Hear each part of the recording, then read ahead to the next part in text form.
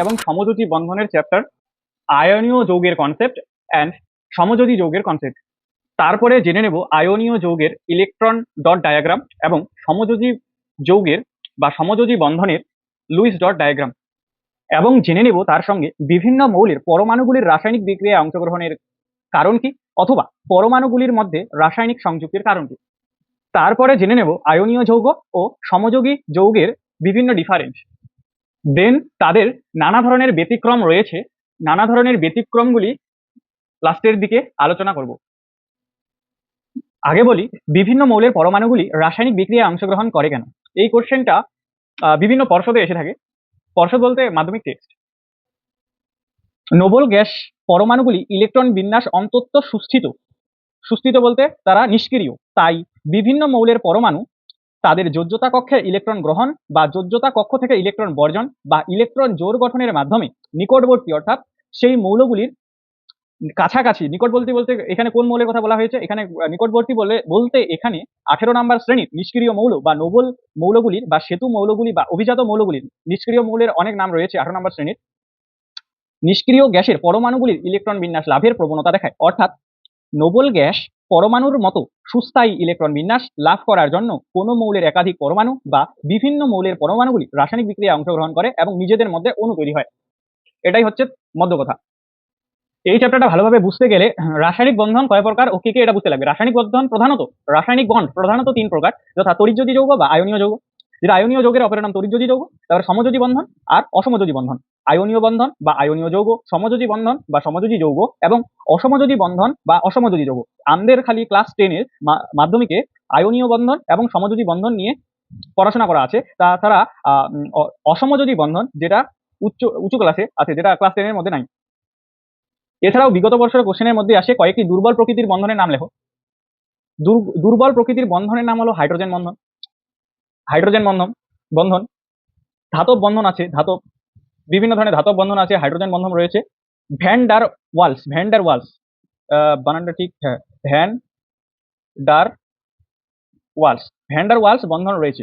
প্রধানত এই 3টি হচ্ছে দুর্বল প্রকৃতির বন্ধন। এখন আসি আয়নীয় যৌগ, আয়নীয় বন্ধন। একই জিনিস, যেটা আয়নীয় যৌগ থেকে আয়নীয় বন্ধন তৈরি হয়, সেটি নিয়ে এখন বিস্তারিত আলোচনা করি। আয়নীয় বন্ধন কথাটির অর্থ হলো এর মধ্যে আয়ন যুক্ত হয়ে রয়েছে, এর মধ্যে কোনো অণুর অস্তিত্ব নেই। যেমন NaCl সোডিয়াম ক্লোরাইড, এর মধ্যে 2টা আয়ন ঢুকে রয়েছে, সোডিয়াম আর হচ্ছে সোডিয়াম প্লাস, বা এটাকে বলা হয় যদি প্লাস থাকলে সেই মৌলটিকে বলা হয় ক্যাটায়ন। আর যদি মাইনাস থাকে, আধানে যদি মাইনাস থাকে তখন তাকে বলা হয় অ্যানায়ন। প্লাস থাকলে ক্যাটায়ন, মাইনাস থাকলে অ্যানায়ন।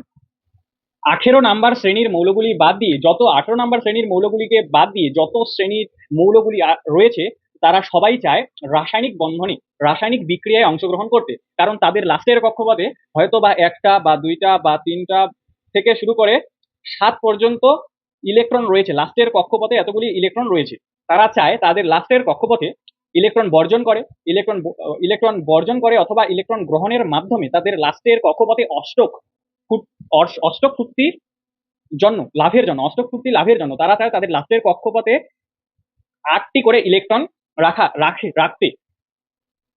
যেমন ধরো এই সোডিয়াম ক্লোরাইডের NaCl, সোডিয়াম ক্লোরাইডের যদি ভাঙ্গি প্রথমে সোডিয়াম আর ক্লোরাইড NaCl, সোডিয়ামের পারমাণবিক সংখ্যা কত, পারমাণবিক ক্রমাঙ্ক হচ্ছে, সোডিয়ামের পারমাণবিক ক্রমাঙ্ক হচ্ছে 11 আর ক্লোরিনের 17। একে যদি এখন ভাঙ্গি, সোডিয়ামকে যদি এখন ইলেকট্রন বিন্যাসগত হিসেবে ভাঙ্গি, তাহলে হবে 2 8 1। এর কক্ষপথে তো অষ্টক পূর্তি হইল না। দেন ক্লোরিন রয়েছে, ক্লোরিনের ইলেকট্রন বিন্যাস কত হবে, 2 8 7। এরও কক্ষপথে 8টি ইলেকট্রন পূর্ণ হইল না, অর্থাৎ কারো অষ্টক পূর্তি হইল না। সেক্ষেত্রে কি হবে, সেক্ষেত্রে সোডিয়াম এর যে একটা ইলেকট্রন বেশি রয়েছে সেই ইলেকট্রনটি ক্লোরিনকে দিবে, যার 7টি ইলেকট্রন রয়েছে তার তখন 8টি ইলেকট্রন হয়ে যাবে। অর্থাৎ তারা কার মতো আচরণ দেখাবে, নিষ্ক্রিয় মৌল হিলিয়ামের মতো তারা ইলেকট্রন বিন্যাস দেখাবে, কারণ হিলিয়ামের ইলেকট্রন বিন্যাস হচ্ছে 2 8। এই সোডিয়াম হিলিয়ামের মতো ইলেকট্রন বিন্যাস দেখাবে এবং ক্লোরিন আর্গনের মতো ইলেকট্রন বিন্যাস দেখাবে, কারণ আর্গনের ইলেকট্রন বিন্যাস 2 8 8। মধ্য কথা 18 নাম্বার শ্রেণী বাদ দিয়ে যত মৌল রয়েছে পিরিয়ডিক টেবিলে, যত মৌল রয়েছে তারা সবাই চায় নিষ্ক্রিয় মৌলগুলির মতো ইলেকট্রন বিন্যাস লাভ করতে। কোথাও যদি আয়নীয় একটা বন্ধন থাকে, এইটাকেই ধরো NaCl, এটাকে ধরো আয়নীয় বন্ধন, এটাকে কি করে চিনবো? আয়নীয় বন্ধন যে এটা কি করে চিনবো? সোডিয়াম একটি ধাতু, এটা মেটাল ধাতু, আর ক্লোরিন একটি অধাতু আনমেটাল। যদি কোনো যৌগে ধাতু আর অধাতু থাকে, তাহলে ধাতু ও অধাতু যোগ হয়ে থাকে, তাহলে মনে করব সেটি আয়নীয় বন্ধন। এখন যদি বলো ধাতু কাকে বলে? ধাতু হলো যারা ইলেকট্রন বর্জন করে, ইলেকট্রন তো বের করে দিয়েছে, একটা ইলেকট্রন বের করে দিয়েছে, তার জন্য তো প্লাস হয়েছে। যারা ইলেকট্রন বের করে দেয় তাদেরকে ধাতু বলে, আর যারা ইলেকট্রন গ্রহণ করে এবং ঋণাত্মক আধানে পরিণত হয় তাদেরকে অধাতু বলে। ধাতু মনে রাখার আরেকটি কৌশল হলো লাস্টে আম থাকবে, যেমন আম থাকবে লাস্টে, যেমন ধরো সোডিয়াম, সোডিয়াম, লিথিয়াম, লাস্টে আম থাকবে, rubidium, potassium, beryllium, magnesium, calcium, strontium, barium, radium, মানে লাস্টে আম থাকবে। যে যে মৌলগুলির লাস্টে আম থাকবে সেটি হলো ধাতু, আর বাকিগুলো অধাতু। অধাতুর মধ্যে ক্লোরিন রয়েছে, নাইট্রোজেন রয়েছে, ফসফরাস রয়েছে, আর্সেনিক রয়েছে, তারপরে হচ্ছে অ্যান্টিমনি, বিসমার্ক, এগুলো রয়েছে। মধ্য কথা আয়নীয় বন্ধন চেনার উপায় হলো ধাতু ও অধাতু যুক্ত হয়ে যদি থাকে তখন বোঝা যায় সেটি আয়নীয় বন্ধন। এখন দেখবো ইলেকট্রন ডট ডায়াগ্রাম। আয়নীয় বন্ধনের ক্ষেত্রে ইলেকট্রন ডট ডায়াগ্রাম যে প্রসেসটা থাকে সেটা দেখবো। সেই ওই খাদ্য লবণে ধরো NaCl, ওই খাদ্য লবণী, এর ইলেকট্রন ডট ডায়াগ্রাম কি হবে? প্রথমে এটা ভেঙে নিব, Na আর Cl, সোডিয়াম রয়েছে আর ক্লোরিন রয়েছে। সোডিয়াম হচ্ছে ধাতু আর ক্লোরিন হয়েছে অধাতু। ধাতু অধাতু মিলে তো আয়নীয় বন্ধন, সেটা আগে বললাম। সোডিয়ামের ইলেকট্রন বিন্যাস যদি করি 281, আর ক্লোরিনের যদি ইলেকট্রন বিন্যাস করি 287, হয়ে গেল। দেন কি করব? দেন এটা ঘুরে আসবে, মানে পরপর লিখতে লাগবে, আমি নিচে লিখছি জায়গা নেই বলে। Na রয়েছে, হ্যাঁ, এই Na একটা ইলেকট্রন রয়েছে, এটা আগে একটা ইলেকট্রন রয়েছে কারণ লাস্টের কক্ষপথে একটা ইলেকট্রন রয়েছে, তাই এখানে ক্রস চিহ্ন দিয়ে 1 প্রকাশ করলাম। এখানে 7টা রয়েছে, 1 2 3 4 5 6 7, 7টা রয়েছে। এই সোডিয়াম একে একটা ইলেকট্রন দিয়ে দিবে, ক্লোরিনকে একটা ইলেকট্রন দিয়ে দিবে, ফলে সোডিয়াম যেহেতু দিয়ে দিয়েছে তাহলে ধনাত্মক আধানে পরিণত হইল, প্লাসই থাকবে। এই ক্লোরিন কি করবে না, এই ক্লোরিন থাকবে 1 2 3 4 5 6 7টা ছিল, যেহেতু একটা দিয়ে দিল একে, সেই ওর ইলেকট্রনটা এখানে যুক্ত হবে। যেহেতু এই ইলেকট্রন গ্রহণ করছে তাই মাইনাস আধানে পরিণত হবে। দেন চলতরিতে আছে একটা মানে ধারণা, একটা কনসেপ্ট চলতরিতের মধ্যে রয়েছে যে প্লাস আধান এবং মাইনাস আধান পরস্পরকে আকর্ষণ করে। সেই আকর্ষণটার নাম হলো স্থির তড়িৎ বলের দ্বারাই আকর্ষণ করে, স্থির তড়িৎ বলের দ্বারাই আকর্ষণ করে, যার ফলে এটি যৌগতে পরিণত হয়, NaCl। কমপ্লিট। ঠিক একইভাবে তাড়াতাড়ি করে নিব কি, NaF, এটা হচ্ছে সোডিয়াম প্লাস ফ্লুরিন কি এটা? হ্যাঁ, ফ্লুরিন। সোডিয়ামের ইলেকট্রন বিন্যাস করবো আগে, হ্যাঁ, সোডিয়াম ইলেকট্রন বিন্যাস, ক্লোরিনের ইলেকট্রন বিন্যাস হচ্ছে ফ্লুরিনের ইলেকট্রন বিন্যাস হচ্ছে 2,7, হয়ে গেল। এই দিকে ডান দিকে যাবে তীর চিহ্ন দিয়ে Na প্লাস, তারপরে এই প্লাস, যেহেতু ইলেকট্রন দিয়ে দিয়েছে, একটা ইলেকট্রন ছিল আর এর ছিল 7টা, 1 2 3 4 5 6 7, যেহেতু একটা ইলেকট্রন দিয়ে দিয়েছে তাই ফ্লুরিন 1 2 3 4 5 6 7 8, এটি মাইনাস আধানে পরিণত হয়েছে, হয়েছে। এর এখন ইলেকট্রন বিন্যাস হলো 2,8, এর এখন ইলেকট্রন বিন্যাস হলো 2,8। এই দুজনে এখন কার মতো, কোন নিষ্ক্রিয় মৌলের মতো ইলেকট্রন বিন্যাস লাভ করলো? নিয়নের মতো। এরা দুজনেই নিয়নের মতো ইলেকট্রন বিন্যাস লাভ করলো। নিয়নেরও ইলেকট্রন বিন্যাস 2,8, সেটা অন্য কথা। তারপরে NaCl, এই যৌগটা পরিণত হয়ে গেল কি বল দ্বারা? স্থির তড়িতিক বল দ্বারা এই NaCl যৌগটি তৈরি হয়ে গেল। ঠিক একইভাবে করব CaO, calcium oxide, CaO calcium oxide, ঠিক একইভাবে করব। এটা হচ্ছে ক্যালসিয়াম, এটা হচ্ছে অক্সাইড। হ্যাঁ, প্রথমে ভেঙে নিব Ca, আর এখানে O প্লাস দিব মাঝখানে, এর ইলেকট্রন বিন্যাস করব 2 8 8 2, 20, যেহেতু 8 8 16 17 18 19 20, হ্যাঁ প্লাস দিব, প্লাস উপরে আছে, এখানে দেওয়ার দরকার নেই। এর কয়টা ইলেকট্রন লাস্টের কক্ষপথে? যেহেতু দুইটা তাই দুইটা ক্রস। এর কয়টা? 1 2 3 4 5 6 6টা। এর তো এই দুইটা অক্সিজেনকে দিয়ে দিবি, যার ফলে এর তো ছিল 2,6 ইলেকট্রন, 6টি, এই 6টি দিছি। তারপরে Ca 2 প্লাস হবে, যেহেতু দুইটি ইলেকট্রন বর্জন করে দিয়েছে তাই 2 প্লাস, প্লাস অক্সিজেন রয়েছে 1 2 3 4 5 6 7 8, যেটা ওর কাছে নিল। 2 মাইনাস, যেহেতু দুইটি নিয়েছে তাই তার আধান হলো 2 মাইনাস। এখন এর ইলেকট্রন বিন্যাস 2 8 8, দুইটা তো দিয়ে দিল, কেন লিখবো এটা, প্লাস এর ইলেকট্রন বিন্যাস এখন হবে 2 8। ক্লিয়ার? দেন এই দুইটা যুক্ত হয়ে যাবে কি বল দ্বারা? আবার বললাম, স্থির তড়িৎ বল দ্বারা যুক্ত হয়ে যাবে। দেন ক্যালসিয়াম অক্সাইড এই যৌগটি উৎপন্ন হলো। ঠিক, আস্তে আস্তে একটু গভীরে ঢুকবো। কয় নাম্বার কোশ্চেন আছে? Then magnesium, MgCl2, magnesium chloride, magnesium chloride, এটাকে এখন ভাঙবো। ম্যাগনেসিয়াম ক্লোরাইড, এইখানে দুইটা যেহেতু ক্লোরিন আছে তাই ক্লোরিন দুই দিকে দুইটা থাকবে, ম্যাগনেসিয়াম মাঝখানে, যেহেতু দুইটা ক্লোরিন আছে। এক্ষেত্রে যদি বলে এই ম্যাগনেসিয়ামের তড়িৎযোজ্যতা কত? ম্যাগনেসিয়ামের তড়িৎযোজ্যতা হবে 2। কেমন করে হবে দেখাচ্ছি। আগে এটা করে নি। ক্লোরিন, এইদিকেও ক্লোরিন, প্লাস প্লাস ক্লোরিন এর ইলেকট্রন বিন্যাস করলে কত হবে? ক্লোরিনের পরমাণু ক্রমাঙ্ক কত? 8 10 17, 17 এটা আসলো। আর ম্যাগনেসিয়ামের ইলেকট্রন বিন্যাস কত হবে? 2 8 2, কত? 8 2 10 আর 2 12, ঠিক আছে। তারপরে ক্লোরিন আর ওই সেম, ক্লোরিনের আবার ওই সেম।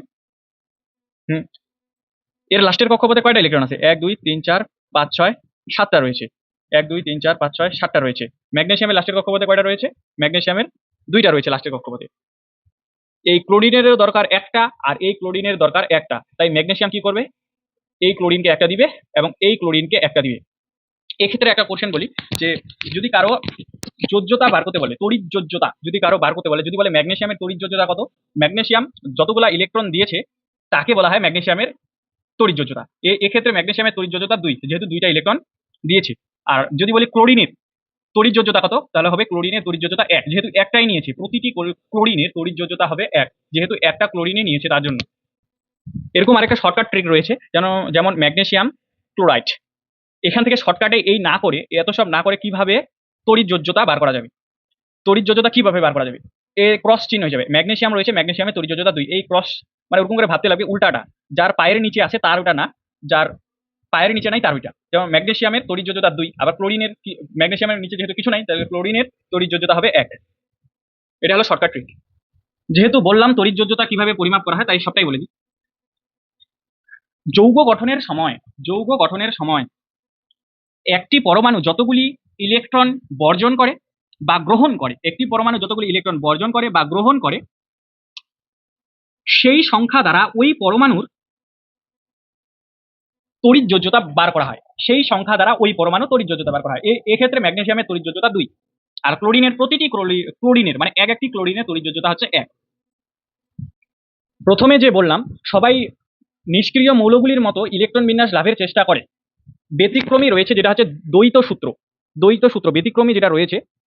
যেমন হিলিয়ামের কাছাকাছি কে রয়েছে? সবচেয়ে প্রথম নিষ্ক্রিয় মৌল হচ্ছে হিলিয়াম। সবচেয়ে কি প্রথম নিষ্ক্রিয় মৌল হচ্ছে হিলিয়াম। হিলিয়ামের পাশাপাশি কে রয়েছে? হিলিয়ামের পাশাপাশি রয়েছে এইদিকে তো হাইড্রোজেন, তারপরে মাঝখানে তো থাকা রয়েছে হিলিয়াম, তারপরে লিথিয়াম, তারপরে রয়েছে লিথিয়ামের পরে রয়েছে বেরিলিয়াম, তারপরে থাকা এরকম রয়েছে। মানে হিলিয়ামের পাশাপাশি এই হাইড্রোজেন আর এই লিথিয়াম আর বেরিলিয়াম এরা কি করে? লিথিয়ামের যদি ইলেকট্রন বিন্যাস করে 1 2 3, তার মানে 3টা লিথিয়ামের ইলেকট্রন বিন্যাস, যেহেতু 3টা পরমাণু ক্রমাঙ্ক তাহলে 2 রয়েছে, 2 আর লাস্টে 1।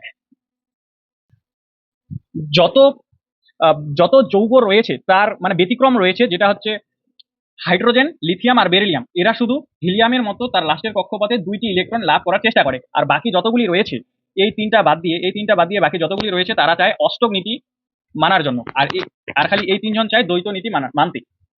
যেমন একটা রয়েছে লিথিয়াম হাইড্রাইড, মনে হয় লিথিয়াম হাইড্রাইডই হবে। তারপরে লিথিয়াম প্লাস হাইড্রোজেন, তারপরে এর ইলেকট্রন বিন্যাস 2,1 আর হাইড্রোজেন ইলেকট্রন বিন্যাস সর্বদাই 1। এর একটা রয়েছে লাস্টের কক্ষপথে, ক্রস চিহ্ন দিদি বুঝার সুবিধার জন্য একটা, আর এরও লাস্টে একটাই রয়েছে। এ কি করবে? একটা রয়েছে, এই একটা একে দিয়ে দিবে, যার ফলে লিথিয়াম আগের মতোই প্লাস হাইড্রোজেন যেহেতু নিচে একটা, হ্যাঁ এরও দুইটা ইলেকট্রন, এরও দুইটা ইলেকট্রন, যেহেতু স্থিরতড়িৎ বলের দ্বারা LiH এই যৌগটা উৎপন্ন করবে। এতটুকু পড়ার মধ্যে 2018 সালে কোশ্চেন এসেছে, 2018 সালে কোশ্চেন এসেছে 2018 সালে এসেছে নিচের কোনটি অষ্টক নীতি মান্য হয় না। এই চারটা রয়েছে, চারটা ডাটার মধ্যে নিচের কোনটি অষ্টক নীতি মান্য হয় না, মানে অষ্টক নিয়ম ফলো করে না। NaCl এটা করে অষ্টক নীতি, KCl পটাশিয়াম ক্লোরাইড এটাও করে, CaO calcium oxide, sodium chloride এটা করে, তারপরে হচ্ছে লিথিয়াম হাইড্রাইড এটা করে না অষ্টক নীতি। একটু আগেই করলাম, এই অষ্টক নীতি মান্য করে না, কারণ এ লাস্টের কক্ষপথে দুইটা আসে, হিলিয়ামের মতো ইলেকট্রন বিন্যাস করার চেষ্টা করে, তার জন্য এ অষ্টক নীতি মান্য করে না, তার জন্য এটাই উত্তর হবে। এই কোশ্চেনটাই রিপিট হয়েছে 2000 কত সালে, 2020 সালে। এই কোশ্চেনটাই 2020 সালে রিপিট হয়েছে। আজকের লাস্ট টপিক আয়নীয় যৌগ, এর গলনাঙ্ক মানে বৈশিষ্ট্য বলা চলে, গলনাঙ্ক আর ফুটনাঙ্ক, গলনাঙ্ক বা ফুটনাঙ্ক, এদের গলনাঙ্ক বেশি, ফুটনাঙ্ক বেশি কেন? কারণ এদের গলনাঙ্ক ফুটনাঙ্ক বেশি কারণ এরা হচ্ছে ধাতু। তার মধ্যেও গুরুত্বপূর্ণ হলো এরা যখন তৈরি হয় তখন বললাম আমি স্থির তড়িৎ আকর্ষণ বল দ্বারা শক্তভাবে জড়িয়ে থাকে, তার জন্য এদের গলনাঙ্ক বেশি। গলনাঙ্ক মানে গলাতে সময় লাগে বেশি। ফুটনাঙ্ক আর গলনাঙ্ক সেম জিনিস। আরেকটা গুরুত্বপূর্ণ হচ্ছে এরা তড়িৎ প্রবাহ করে। তড়িৎ প্রবাহ কারা করে? যারা NaCl, এটাই ধরো NaCl Na+ এবং Cl-, এরা তড়িৎ প্রবাহ করে, মানে কঠিন অবস্থায় তড়িৎ প্রবাহ করে না, এরা গলিত অবস্থায় তড়িৎ প্রবাহ করে। কেন? যখন একটি পাত্রের মধ্যে NaCl যদি রাখা হয়, তার মধ্যে জল দেওয়া হয় ভালো করে আগে, একটি পাত্রের মধ্যে যদি NaCl কে যদি ফেলা হয়, NaCl আর জল যদি থাকে, তাহলে Na+ এবং Cl- রূপান্তরিত হবে। এই পাত্রের মধ্যে যদি একটি দণ্ডকে রাখা হয়, দুটি দণ্ডকে যদি রাখা হয়, এই দণ্ডটা যেন ভালো করে নাম কি যেন মনে নেই ঠিক। দেন একটা ব্যাটারি রয়েছে, এই ব্যাটারি এটা প্লাস প্রান্ত, এটা মাইনাস প্রান্ত। মাইনাস প্রান্তের সঙ্গে, হ্যাঁ এটাকে বলা হয় তড়িৎদ্বার। একে বলা হয় তড়িৎদ্বার। এটা প্লাস, যেহেতু প্লাসের সঙ্গে যুক্ত হয়ে রয়েছে, এটা মাইনাস। এটা পড়বে তোমরা কোন ক্লাস তো না, চ্যাপ্টার হচ্ছে আয়নীয় সমযোজী বন্ধনের পরের চ্যাপ্টার, যেটা তড়িৎ প্রবাহ ও রাসায়নিক বিক্রিয়া নাকি যেন একটা চ্যাপ্টার রয়েছে, সেখানে পড়বে। এই অবস্থায় তারা তড়িৎ প্রবাহিত করে। এক্ষেত্রে কে তড়িৎ প্রবাহিত করে? এই জলের মধ্যে তড়িৎ প্রবাহিত করে হচ্ছে Na+ এবং Cl-। সব আয়নীয় যৌগ, যত আয়নীয় যৌগ আছে এই পৃথিবীতে, সবগুলাই পারে তড়িৎ প্রবাহিত করতে জলের মধ্যে। আর যদি বলে এই তারের মধ্যে কে প্রবাহিত হয়, তখন হবে ইলেকট্রন। আর যদি জলের মধ্যে বলে, তখন জলের মধ্যে প্রবাহিত হবে Na+ এবং Cl-, অর্থাৎ ক্যাটায়ন, অ্যানায়ন অর্থাৎ আয়নগুলা। কিছু ব্যতিক্রমও রয়েছে, যেমন সমযোজী বন্ধনে ব্যতিক্রম রয়েছে। HCl, তারপরে চিনি তো গোলার কথা নয়, মানে ওই অনুসারে, সেটা পরের ক্লাসে জানবো, বিস্তারিত আলোচনা করবো। কিন্তু যত আয়নীয় বন্ধন রয়েছে সবগুলাই তড়িৎ প্রবাহিত করে গলিত অবস্থায়, কঠিন অবস্থায় আবার না, গলিত অবস্থায়। সো আজকে এতটুকুই। দেখা হচ্ছে পরের ভিডিওতে নেক্সট সমযোজী বন্ধন নিয়ে।